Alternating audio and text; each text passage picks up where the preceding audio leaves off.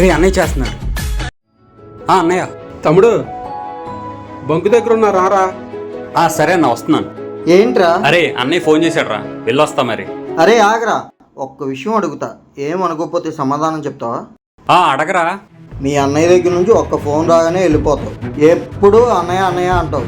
నీ ఒక్కడికే అన్నయ్య ఉన్నాడే ఏంటి? మాకు లేడా? ఎందుకురా మీ అన్నయ్య అంటే నీకంత భయం? రే అది భయం కాదురా, గౌరవం. అంటే మా అన్నయ్యకి మేము గౌరవం ఇవ్వట్లేదా? మా అన్నయ్య తన వయసు కంటే పెద్దవాడైపోవడం నేను చూశాను రా. ఆయన చాలా కష్టపడుతుంటాడు. ఈ రోజు మేము ఇలా ఉన్నామంటే దానికి కారణం మా అన్నయ్యే. మా అన్నయ్య వయసులో ఉన్నప్పుడు అందరిలా ఆడుకోలేదు, పాడుకోలేదు. నాన్న లేని లోటు మాకు తెలియకుండా ఉండటం కోసం తన బాల్యాన్ని తాకట్టు పెట్టి నాకు భవిష్యత్తుని ఇచ్చాడురా. అన్నయ్యకు చిన్న వయసులో పొందాల్సిన నాన్న ప్రేమ కూడా దక్కలేదురా.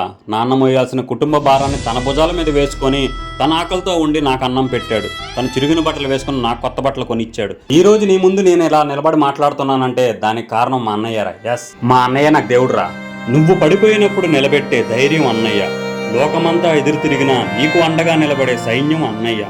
భాష లేని అనురాగానికి, బాధ్యత గల ప్రేమకు నిలువెత్తు రూపం అన్నయ్య. నాన్న తర్వాత నాన్న అనే ధైర్యం అన్నయ్య.